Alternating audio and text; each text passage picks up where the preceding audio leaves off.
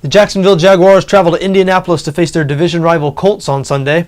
Indianapolis is installed as an 11.5 point favorite on BETDAQ, 45.5 the total in this game. Obviously 11.5 a big number in an NFL game, but it is warranted in this situation.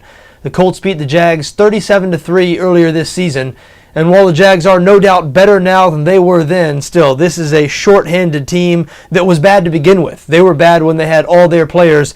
They certainly will not have all their players on the road in Indianapolis on Sunday. We know about the offense, just has been decimated by injuries, and again, they weren't very good when all their players were there. Last in the league in points scored. They've been last in the league in points scored all season. Running back Maurice Jones-Drew, who is the best player on that offense, left. I guess Justin Blackmon was the best player on that offense, but he's been gone for several weeks now. But Jones-Drew has been nursing a hamstring injury over the last couple of weeks. It has limited him. Cecil Shorts, the other starting wideout opposite Blackmon, he's now been placed on IR. A couple of weeks ago, he was ruled out for the rest of the season. So it's really Chad Henne and not much on offense right now for Jacksonville. And the Colts have been playing very well defensively. They've only surrendered 10 points in their last 2 games combined.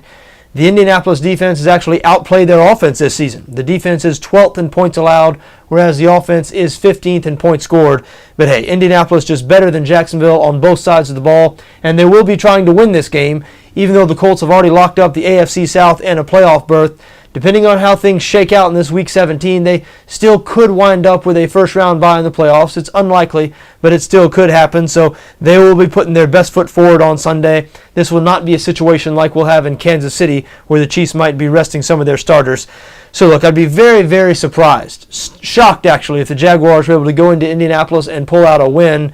And I think the Colts will most likely cover this 11.5 point number.